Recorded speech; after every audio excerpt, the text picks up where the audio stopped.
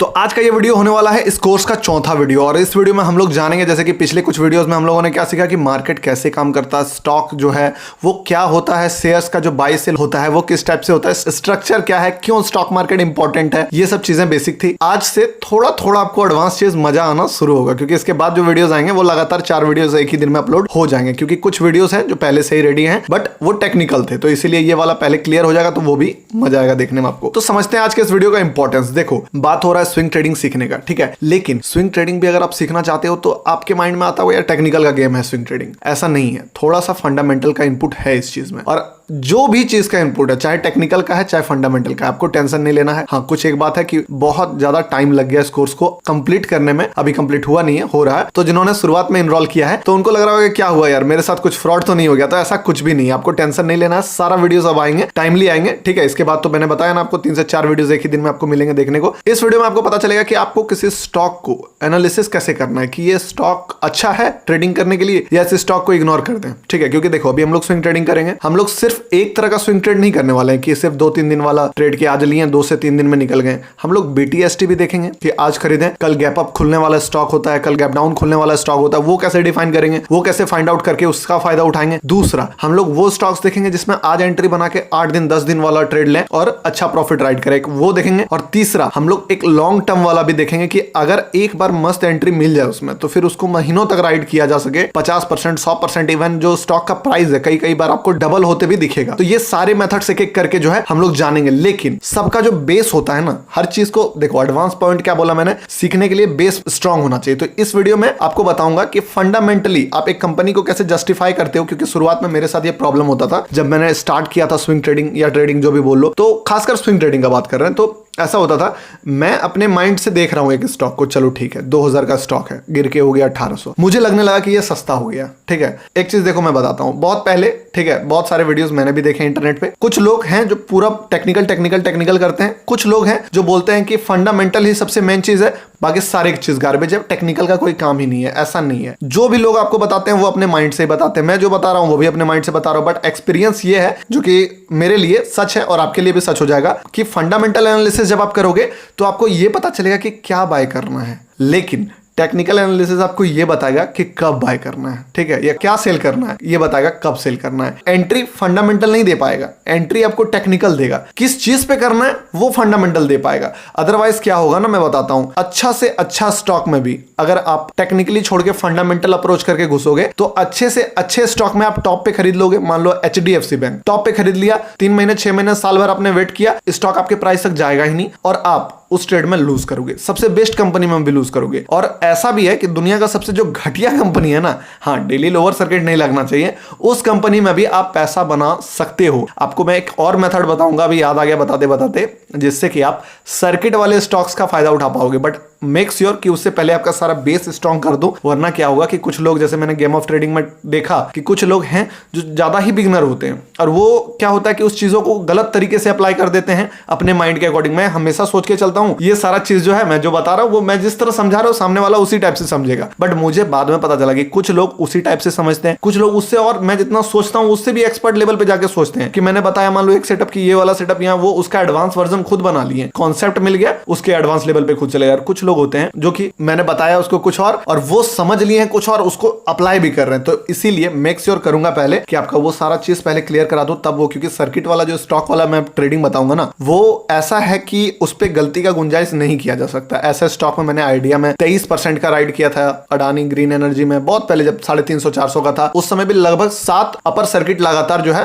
Ride किया था। तो टेंशन नहीं है, मैं बताऊंगा आपको प्रोसेस कि कैसे एंट्री भी करना है और कैसे एग्जिट भी करना है, क्योंकि सर्किट वाले स्टॉक्स में मैन है एग्जिट नहीं करने से लोग फंस जाते हैं। खैर, ये तो बोलते बोलते मेरे माइंड में आ गया ये आइडिया कि ऐसा भी मैं आपको बताऊंगा, ये सारी चीज मैं शेयर करूं, मेरे अंदर बहुत कुछ है, ठीक है। जैसे जैसे आपको सारी चीजें समझ में आएगी ना, तब समझ में आएगा कि कितना बढ़िया काम किया आपने इस चीज को ज्वाइन करके। हाँ, लेट हुआ, आपको थोड़ा सा रिग्रेट हो रहा है, लेकिन एक बात मैं गारंटी दे सकता हूं कि अगर ढंग से समझ गए एक ट्रेड में, कोर्स फी तो एक नॉमिनल चीज होता है, अगर ढंग से समझे, ठीक है, तो स्विंग ट्रेडिंग करते हो, कैपिटल तो आपके पास है, अगर ढंग से समझ लिए तो कोर्स का 4-5 टाइम्स तो आप एटलीस्ट एक ट्रेड में निकालोगे अगर अच्छे से, और लाइफ टाइम कितना कमाओगे वो आप आप पे है, बट इसीलिए माइंडसेट को पूरा प्रिपेयर करके रखना है। अभी रश में नहीं आना है कि जल्दी जल्दी सब हो जाए। मार्केट आपको अभी लाइफ टाइम ट्रेड करना है, जितना टाइम अभी जिंदगी बचा हुआ है, जब तक हाथ चलेगा, जब तक दिमाग चलेगा, तब तक मार्केट चलेगा, तब तक आप चलोगे। ठीक है, अब समझते हैं कि इस वीडियो में क्या होने वाला है। इस वीडियो में मैं आपको बताऊंगा कि कैसे, मैंने बताया कि 2000 हुआ था तो 1800 में मुझे सस्ता लगने लगता था, फिर मैं 1700 में सस्ता लगता था और मैं एंटर कर जाता था, मुझे लगता था बहुत सस्ता हो गया है। ठीक है, उस समय तो टेक्निकली मैं बहुत ज्यादा दिमाग नहीं लगाया था, बट क्या हुआ कि कुछ दिन बाद मैंने टेक्निकल सीखा कि हाँ, टेक्निकली ऐसे ऐसे सपोर्ट है, असिस्टेंट है, ये वो है, सब बताऊंगा आपको। वो चीजें सीखने के बाद क्या हुआ कि जब मैं फिर से 1700 1800 देख रहा हूं, फिर सस्ता लग रहा है, मैं टेक्निकली एंटर कर जा रहा हूं। बट हुआ क्या कि धीरे धीरे फिर वो स्टॉक गिरने लगा। उसके बाद मैं सोचा यार टेक्निकली तो सही था, ये सेटअप फेल क्यों हो गया, मेरा सेटअप बहुत तगड़ा है, वहां पे फेल हो रहा है। तब मैंने क्या किया, एक स्टेप और आगे गया, क्या फंडामेंटल एनालिसिस जरूरी है, तो एक काम करते हैं, फंडामेंटल एनालिसिस करके देखते हैं। फिर मैंने समझा कि कैसे करते हैं फंडामेंटल एनालिसिस, फिर घुसा स्टॉक्स के। तब मुझे एक बात पता चला कि जिस स्टॉक को मैं बहुत सस्ता समझ रहा था, खासकर देखो मेरा मोस्ट ऑफ द टाइम मैं रिवर्सल टारगेट करता हूं, दो रीजन से। क्योंकि एक चीज हमेशा याद रखो मार्केट में कि कोई भी ट्रेड आप लोगे तो उसमें चांसेस हैं कि आप गलत प्रूफ होगे। ठीक है, ये है कि आप दुनिया का बेस्ट ट्रेडर क्यों ना हो, आपको लॉसेस होंगे। पहला चीज ये है। दूसरा चीज क्या है कि आपके पास अगर लॉसेस होंगे आपको, तो आप प्रिपरेशन तो आपको रखना होगा। ऐसा नहीं है कि कोई अच्छा स्टॉक है तो वो थोड़ा ही गिरेगा उसके बाद चढ़ जाएगा। अच्छा स्टॉक भी बुरा स्टॉक बन जाता है समय पे। जैसे कि मान लो यस बैंक बहुत अच्छा स्टॉक था, निफ्टी 50 का हिस्सा था, बट क्या पता कब किस प्रमोटर का क्या न्यूज सामने आया और क्या मार्केट में क्रैश वैश हो जाए स्टॉक। तो आपको हमेशा रिस्क को तो मैनेज करके चलना पड़ेगा। तो जब मैं रिस्क को मैनेज करूंगा ही, स्टॉप लॉसेस लूंगा ही, तो फिर क्यों मैं सेफ स्टॉक के पीछे भागूं। तब मैं ऐसा टारगेट करता हूं ना जहां पे सबसे कम रिस्क हो, सबसे बड़ा रिवॉर्ड हो। अगर मेरा एनालिसिस में आप जो सवाल पूछोगे वैसा आंसर आपको मिलेगा। तो ये सारे सवाल मेरे थे कि मैं ऐसी जगह पे एंटर करना चाहता हूं जहां पे रिस्क मिनिमल हो जाए, रिवॉर्ड भी बहुत हाई हो, और प्रोबेबिलिटी को मैं अपने एनालिसिस के थ्रू, रिस्क रिवॉर्ड को मैं जगह ऐसा चुनूंगा कि बढ़िया हो जाएगा, और प्रोबेबिलिटी को मैं अपने एक्सपीरियंस के थ्रू बढ़ा सकता हूं। तो प्रोबेबिलिटी थोड़ा कम था। अब क्या हुआ कि जब मैंने फंडामेंटली उन स्टॉक्स को देखा जिसमें मुझे लॉसेस हुआ, कि मैं सोचा कि सस्ता हो गया, एंटर कर जाता हूं यहां से तो ये ऊपर जाएगा क्योंकि सेटअप बन रहा है। तब मुझे पता चला कि जो स्टॉक को फंडामेंटल सपोर्ट कर रहा था, मान लो मैंने एक स्टॉक खरीदा ए, दूसरा स्टॉक खरीदा बी, दोनों में बना सेम सेटअप, कोई अंतर नहीं। इसमें भी वही सेटअप बना है, उसमें भी वही सेटअप बना है, एज इट इज। लेकिन अगर ए को फंडामेंटल सपोर्ट नहीं कर रहा है, वो अभी भी ओवर वैल्यूड है, और बी जो है वो फंडामेंटली एक अच्छा कंपनी है, उसको सपोर्ट कर रहा है फंडामेंटल, तो क्या होता है कि बी जो है उसका परफॉर्म करने का चांस बहुत ज्यादा बढ़ जाता है। मैं एंटर टेक्निकली किया हूं, सेटअप के थ्रू किया हूं, चार्ट पैटर्न के थ्रू किया हूं, बट फिर भी बी जो है वो बहुत अच्छा परफॉर्म करेगा, और ए जो है उसमें मेरा ट्रैप होने का चांस बहुत ज्यादा बन जाता है, या फिर थोड़ा सा ऊपर जाएगा, रिट्रेस करके वो ट्रेड फेल हो जाएगा। तो उस दिन मुझे समझ में आया कि नहीं, ये जो तरीका है सिर्फ टेक्निकल के भरोसे से ट्रेड लेता हूं, ये ट्रेड सिर्फ शॉर्टर टाइम फ्रेम पे बहुत अच्छा है कि चलो एक दिन, दो दिन, BTST 5 दिन। लेकिन अगर 1-2 महीना ट्रेड को राइड करना है, या फिर बड़ा परसेंटेज के लिए टारगेट करना है, 40%, 50%, टेक्निकल रीजन से 50% कोई स्टॉक नहीं भागेगा, टेक्निकल रीजन से 5% भाग जाएगा स्टॉक। लेकिन अगर फंडामेंटल रीजन भी है ना, तो स्टॉक 5 नहीं 50% भागेगा। तो हम दोनों को मिक्स क्यों ना कर लें, बड़ा मजा आएगा। तो वही चीज किया हमने। एक्सपीरियंस वाला बात इसीलिए बताया ताकि आपको समझ में आए, बिलीव आए कि हाँ ये चीज इंपॉर्टेंट है। वरना क्या होगा ना, ठीक है जानते हैं, सीख लेंगे, ये कर लेंगे, लेकिन आपको पता होगा क्यों सीखना है ना। तब उस चीज का हमेशा, मैंने बुक भी पढ़ा था, क्या बोला, स्टार्ट विद व्हाई। हर चीज को यहीं से स्टार्ट करो कि क्यों, व्हाई क्लियर होना इंपॉर्टेंट है। तो स्टार्ट करते हैं वीडियो, समझते हैं बेसिक। बहुत एडवांस हम लोगों को नहीं जाना कि डेट रेशियो बताओ, एकदम एक एक चीज, बैलेंस शीट को पढ़ने सीखना है हम लोगों को, उसका एक एक मतलब माइनर चीजों पे डिस्कशन। आपको सीए नहीं बनना है, आपको पैसा कमाना है। पैसा कमाने के लिए जितना इंपॉर्टेंट रहेगा वो मैं बताऊंगा आपको, ठीक है। अब मान लो आपको पैसे देने हैं दुकानदार को, 2 दुकान को। आपके पास 2 दुकानदार आए और वो बोले कि मेरे कंपनी में इन्वेस्ट करो, यानी कि मेरे दुकान में इन्वेस्ट करो, मुझे 1 लाख का नीड है, मेरे कंपनी का वैल्यू या दुकान का वैल्यू 10 लाख रुपया है। अगर आप अभी इन्वेस्ट करते हो 1 लाख, तो मैं आपको 10% का मालिक आपको बना दूंगा। जिस दिन शॉप का वैल्यू बढ़ के 10 लाख से मान लो 20 लाख हुआ, आपका भी 1 लाख 2 लाख बन जाएगा। तो बंदा ए और बंदा B, shop number 1 shop number 2, दोनों आपके पास आया, क्या लगाओगे पैसा? आपने बोला एक काम करो, डायरेक्टली तुम्हें पैसा लगा नहीं सकता हूं ना, अब कोई आपके पास आएगा, तो अगर आप मान लो रैंडमली पैसा दोगे, आपसे कोई उधार ही लेने आया, आपने जांचा परखा नहीं। एक बैंक भी आपको लोन देने से पहले आपका क्रेडिट स्कोर देखता है कि क्या है, आपका फाइनेंशियल पूरा हिस्ट्री देखेगा, तब लोन देगा, ठीक है ना। कि क्या करते हो, कैसे करते हो, सब चीज जानेगा, बिजनेस प्लान दो, हर चीज बताओ, सब जगह पैसा लगाएगा। अगर कोई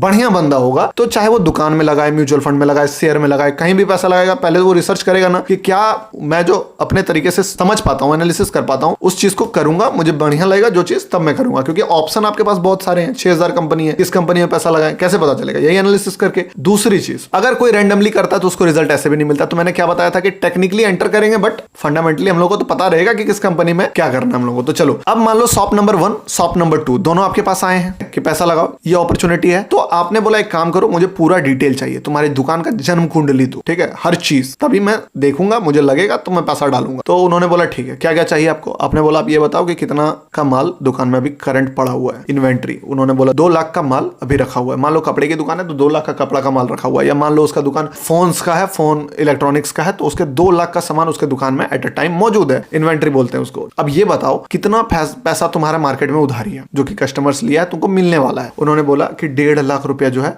मार्केट में फंसा हुआ है। बोला अच्छा सही है।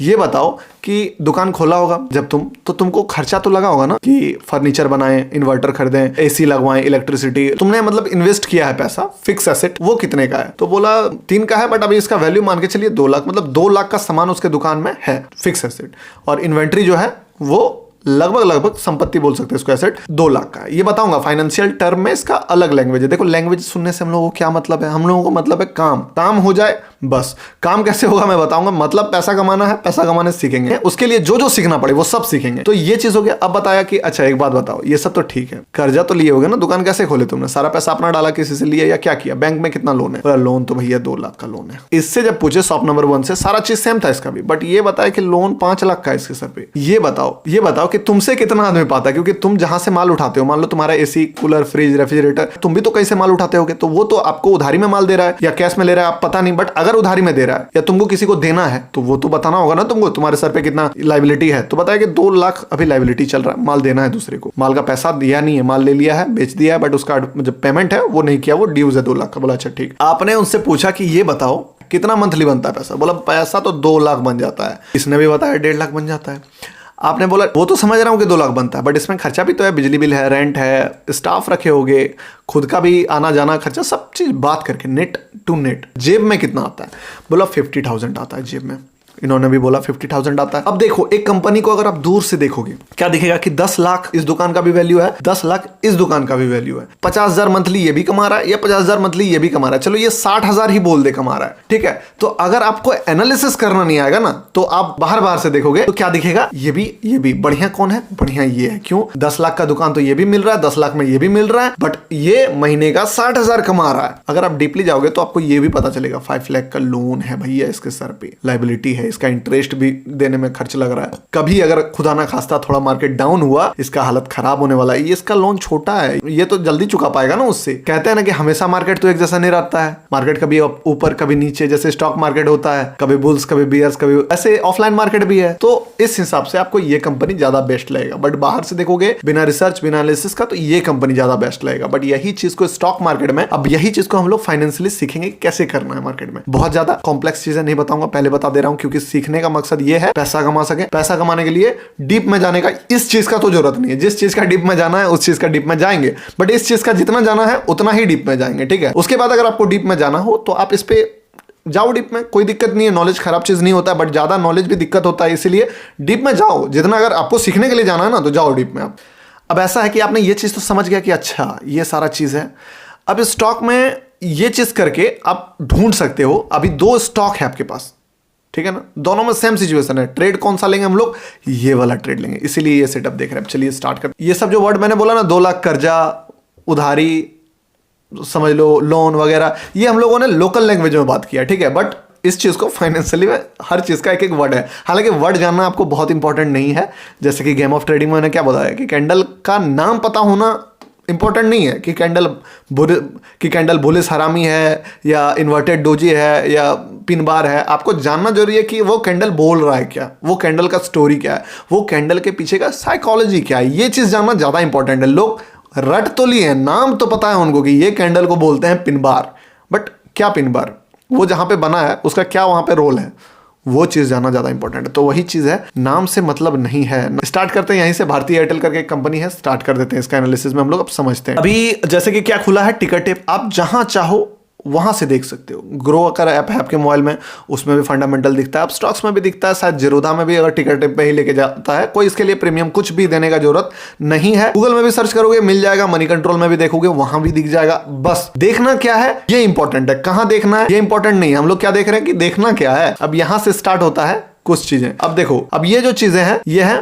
मैट्रिक्स, रेशियो, हर चीज का रेशियो बना दिया ताकि आपको नंबर्स में समझ में ना आए तो रेशियो समझ लो कि हाँ ठीक है। अगर मैं बोलूं कि कितना नंबर लाया, कोई सीबीएसई बोर्ड में था, कोई झारखंड बोर्ड में था, कोई बिहार बोर्ड में था, कोई अलग अलग है, तो अगर ये बोले कि भैया मैंने 450 नंबर लाया मैट्रिक में, तो कोई बोलेगा मैंने 200 नंबर लाया, किसी और राज्य का स्टूडेंट बोलेगा कि मैंने 750 नंबर लाया, तो आप तो कंफ्यूज हो जाओगे, भैया इसमें से ज्यादा नंबर कौन लाया? हो सकता है 250 वाला तो कम है, 500 वाला तो ज्यादा है, 750 वाला बहुत ज्यादा है। ऐसा नहीं है, आप उससे पूछोगे परसेंटेज में बताओ, ऐसे नहीं चलेगा। हो सकता है जिन्होंने सब 750 नंबर लाया वो 2000 में 750 नंबर लाया, और जिन्होंने 250 नंबर लाया वो 300 में ही 250 नंबर लेके आए, तो बहुत नंबर लाया इन्होंने। परसेंटेज में तो 250 वाला बहुत ज्यादा है। तो नंबर्स में कंफ्यूजन ना हो जाए आपको कि हाँ ठीक है, कंफ्यूजन भी, और दूसरा कि बार बार आप नंबर्स का जाओगे, डिवाइड करोगे, कैलकुलेट करोगे, तो ये रेशियोज बनाया गया की मैट्रिक्स जो यहाँ पे देख रहे हो आप, कि आप डायरेक्टली ये रेशियो देखो और समझ जाओ कि स्थिति क्या है। अगर एक बार में ये चीज समझ में नहीं आए कोई दिक्कत नहीं है, आएगा नहीं भी आए तो भी चलेगा। 2-3 चीजें जो है वही समझना इंपॉर्टेंट है। टेक्निकली जिस लेवल पे पहुंचाऊंगा मैं आपको वो मजा देगा आपको। चलो फिर भी सीखते हैं अभी क्या है ये चीज।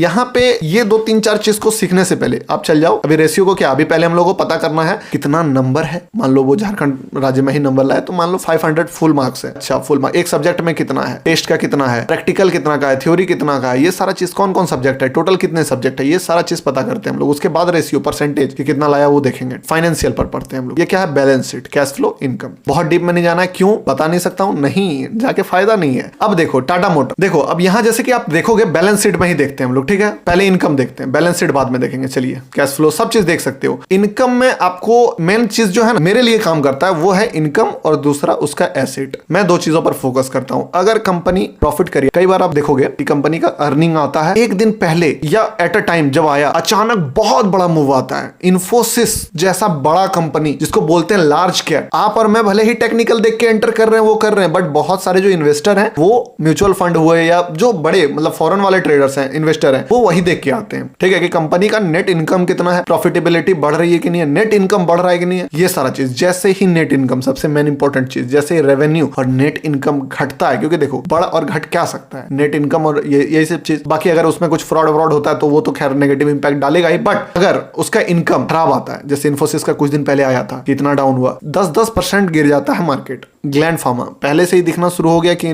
धीरे धीरे एज एक्सपेक्टेड कि हाँ कुछ तो बुरा न्यूज आने वाला है, और ग्लैंड फार्मा का जब बुरा न्यूज किया था 70% प्रॉफिट, लगभग 60 कुछ परसेंट डिक्लाइन हुआ था। ईयर ऑन ईयर था या क्वार्टरली था पता नहीं, देख लूंगा अभी। 30 से 35% मार्केट करेक्ट कर गया उस जगह से। ऐसा होता है, क्यों होता है? क्योंकि यही सब देख के बड़े इन्वेस्टर एंटर करते हैं या फिर एग्जिट करते हैं। किसी भी कंपनी का अगर इनकम घटता है ना, नो मैटर कितना प्राइस, वो वेट नहीं करते हैं रिट्रेसमेंट आ जाए, क्योंकि वही तो रिट्रेसमेंट लाएगा, और कौन लाएगा? उसी के पास तो शेयर है जो ऊपर नीचे कर सकता है। तो वो अगर होप में बैठेंगे दूसरे के, बड़े प्लेयर वेट नहीं कर सकते कि इसमें कोई और इसको ऊपर लेके जाए तब हम एग्जिट करें। आप लोग होप कर सकते हो, आप लोग फियर कर सकते हो, आप लोग ग्रीड कर सकते हो, लालच में आ सकते हो, लेकिन जो बहुत बड़े इंस्टीट्यूशनल इन्वेस्टर हैं वो ना ग्रीड कर सकते हैं, ना फियर कर सकते हैं, ना होप कर सकते हैं। वो प्रैक्टिकली अच्छा है कंपनी, इनकम बढ़िया है तो उसमें इन्वेस्टेड रहेंगे। जिस दिन कंपनी पलटी मारा निकल जाएगा। लॉरस लैब ने 400% का एक बार देखा था मैंने कि प्रॉफिट शो किया था कि इस कंपनी को 400% का प्रॉफिट हुआ। मतलब पिछले साल अगर मान लो 10 करोड़ बनाया तो इस साल 40 करोड़ बनाया प्रॉफिट। उस चक्कर में 1 से 1.5-2 महीना में स्टॉक प्राइस भी 4 गुना हो गया। वो लोग ले जाते हैं, वो लोग को मतलब भी नहीं है ये चीज से कि क्या हो रहा है क्या नहीं, क्योंकि पता है मार्केट अल्टीमेटली वही लोग चला रहे हैं। हाँ, हम लोग बीच में थोड़ा 19-20 हो मार्केट से, उससे हम लोगों को अपना पैसा लेकर निकलना है। अभी देखो यहाँ पे इसीलिए इंपॉर्टेंट हो जाता है फंडामेंटल। अब क्या है यहाँ पे, टोटल रेवेन्यू, कंपनी ने कितना माल बेचा। क्या देखा था हम लोगों ने, उस दुकानदार ने कितना माल बेचा था। यहाँ पे देखो लोग देखते हैं कितना माल बेचा था दुकानदार ने। 2 लाख का माल बेचता था वो बंदा,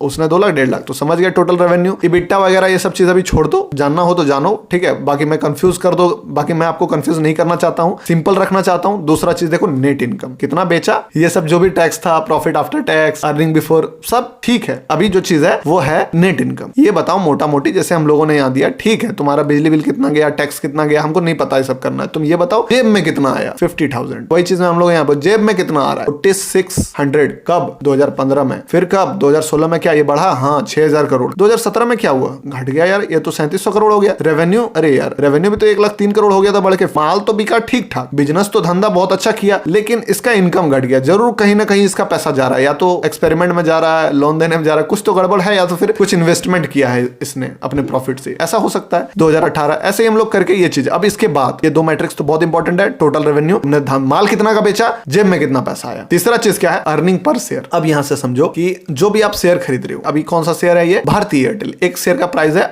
866 रुपया। तो अगर मैं 866 रुपया में एक शेयर खरीदता हूं इस कंपनी का, तो एक शेयर पे कंपनी ने कितना कमाया। जैसे कि आप कितना उसमें इन्वेस्ट करने वाले थे, 10 लाख के कंपनी में, आप कितना इन्वेस्ट करने वाले थे, 1 लाख रुपए। तो मान लो उस कंपनी का एक शेयर का रेट होता है 1000 डिवाइडेड इंटू 1000 उसका प्राइस रख दिया उसने, तो टोटल कितना हो गया 10 लाख। इससे वो 10 लाख को जस्टिफाई किया, हाँ 10 लाख को मैंने 1000 टुकड़ों में बांटा, एक 1000 का, तो टोटल 10 लाख होता है। तो एक शेयर का रेट कितना निकला 10 लाख रुपीज। अब उस दुकानदार ने प्रॉफिट कितना किया था सारा चीज करके 50 रुपीज का। तो एक शेयर पे 50 रुपीज का प्रॉफिट उस दुकानदार ने करा है। तो उसी तरह अगर आप भारतीय एयरटेल का एक शेयर आपके पास है, तो एक शेयर में कंपनी ने कमाया है 10 रुपए 42 पैसे इस साल में, फिर 2000 इतना में इतना कमाया है, 17 में 8.77 कमाया है, 2018 में 2.48 रुपीज कमाया है। ऐसा क्यों हुआ था पता है? 2018 जियो के कारण, क्योंकि बहुत मार्केट, फिर वहां से पूरा मार्केट बदल गया। देखो कहां तक लेके चला गया, देखो फंडामेंटली है यार भाई, लॉस में लेके चला गया कंपनी को। भारतीय एयरटेल का हम लोग एनालिसिस कर रहे हैं, ऐसे रैंडमली उठाया था, बट देखो कैसे समझ में आता है वो चीज। जियो से पहले क्या स्थिति था इसका, मस्त कंपनी कमा रही थी, ठीक है, सब चीज बढ़ रहा था। देखो आप देखोगे ना रेवेन्यू इसका, हमको लगता है डिक्लाइन, हाँ डिक्लाइन हुआ, रेवेन्यू डिक्लाइन होने लगा जियो के आ जाने से। क्यों मार्केट नहीं भागा, कितना टाइम पास किया। शेयर देख के नहीं समझना होता बिजनेस में कैसे बदलाव हो रहा है। यहाँ देखो बेचारे का 13 रुपए का इनकम जो पहुंच गया था 2016 में, वो पर शेयर 8 रुपीज पे आ गया, 2 रुपीज पे आ गया, 0.92 पे आ गया। और ये क्या भैया, ये तो 64 रुपया माइनस में चला गया। यानी कि कंपनी लॉस किया है उस साल। कितना लॉस किया था, नेट लॉस। बिजनेस तो भले 91,000 करोड़ का कर दिया, बट इन्वेस्टमेंट वगैरह बहुत सारा करना पड़ा होगा 5G के लेवल पे पहुंचने के लिए, ताकि जियो से कंपीट कर सके, जिसके कारण नेट इनकम उसका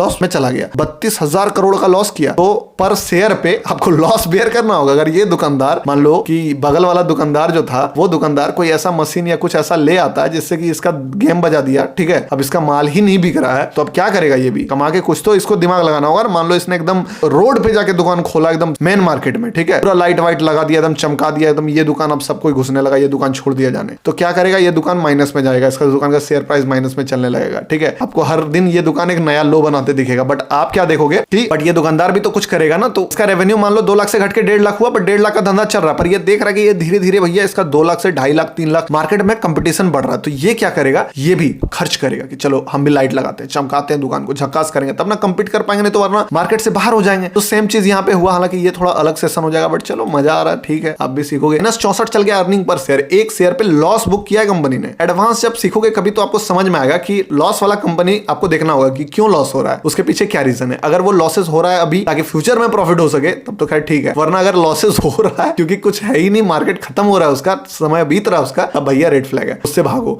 लेकिन अगर आज लॉस में है, इसीलिए आज लॉस में है क्योंकि कल उसको प्रॉफिट में जाना है, तो फिर चलता है भैया। तो ये 64 रुपए का लॉस, फिर 27 का अर्निंग पर शेयर गया, फिर 7 रुपए भैया, फिर से प्रॉफिटेबिलिटी आने लगा, फिर से प्रॉफिट 14 अब प्रॉफिट में आने लगा। तो जैसे जैसे मार्केट मूव किया, अगर इसका आप चार्ट खोलोगे, खोल ही देते हैं भारतीय एयरटेल, देखो आपको क्या दिखेगा। तो जैसे आप इसका चार्ट खोलोगे तो ये चीजें आपको यहाँ पे भी रिफ्लेक्ट होती दिखेंगी कि जो वहां हो रहा है वो लगभग यहाँ पे भी हो रहा है, ठीक है। अब क्या है, नेट इनकम देख लिए, अर्निंग पर शेयर देख लिए, अब इसके बाद ये सब छोड़ो, ठीक है। अभी दूसरा चीज क्या देखेंगे हम लोग, अब बैलेंस शीट देखेंगे, ठीक है। ये भी बहुत इंपॉर्टेंट है। कभी कभी शेयर आपको इतना अंडर वैल्यू पे मिलेगा, आईटीसी, ग्लैंड फार्मा था, जीएलएस था, ऐसे ही ट्रेड लिया मैंने, बताऊंगा आपको कैसे 50-50% बुक किया है मैंने इस चीज में, किस टाइप से, वो जानना जरूरी है। देखो इसके आगे भी बताएंगे, अभी फिलहाल इतना समझो। अब जैसे देखो करंट एसेट, आप चाहो तो इसके एक स्टेप, जैसे इसको खोलोगे तो यहाँ पे दिखेगा नेट प्लांट इक्विपमेंट, पढ़ के ही समझ में आ रहा है। गुडविल, इंटेंजिबल्स की कितना इसका गुडविल में खर्चा हुआ है, कोई कंपनी को एक्वायर किया है तो उस कंपनी का मान लो दाम तो था 1 करोड़, बट उस कंपनी का रेप्यूटेशन था, तो इसका एडवांस खुल जाता है। बार बार मैं नहीं चाहता हूं आपको कंफ्यूज करूं, अगर आपको अच्छा लगेगा ठीक है, बाद में कभी जो मीटिंग रखेंगे तो उसमें डिस्कस करेंगे, तो इसके स्टेप आगे बढ़ेंगे। बट अभी इतना समझो, current asset, non current asset जो भी है, एसेट तो है ना, एसेट माइनस लायबिलिटी, इतना कंपनी के पास संपत्ति है, इतना कंपनी के सर पे बोझ है, कितना उस दुकानदार के पास पैसा है, चाहे वो इन्वेंट्री से हो, कैश रखा हुआ हो, किसी दूसरे दुकान में इन्वेस्ट करके रखा हो, जो भी हो, जितना उसके पास पैसा है और जितना माल उसको देना, जितना उसके उस सर पे कर्जा है, उधारी है, रिस्पॉन्सिबिलिटी है, चाहे जिससे वेंडर से माल उठाया उसको देना हो, चाहे बैंक को देना हो, या फिर कोई और इन्वेस्टर से पैसा उठाए, जो भी उसके सर पे लायबिलिटी और जो भी उसके पास पैसे है, उस दोनों को निकाले। करंट एसेट है मान लो इसके पास 96, टोटल एसेट देखो इसके पास, एसेट बढ़ रहा है क्या, टोटल एसेट्स बढ़ रहा है, हाँ 1,57,000, 1,81,000, 1,81,000, ठीक। बट अब सिर्फ एसेट देखने से थोड़ी चलेगा, इसके सर पे लायबिलिटीज भी तो है। बट हाँ, ये दोनों को जब घटा देंगे, मान लो मेरे अकाउंट में अभी 1 करोड़ है, मेरा कार लोन चल रहा है 25 लाख रुपए का, मुझे होम लोन चल रहा है मेरा 20 लाख रुपए का, जिसमें से 17 लाख ड्यूज है, उसमें 13 लाख ड्यूज है, और भी मुझसे कुछ लोग पैसा पाते हैं, इस टाइप से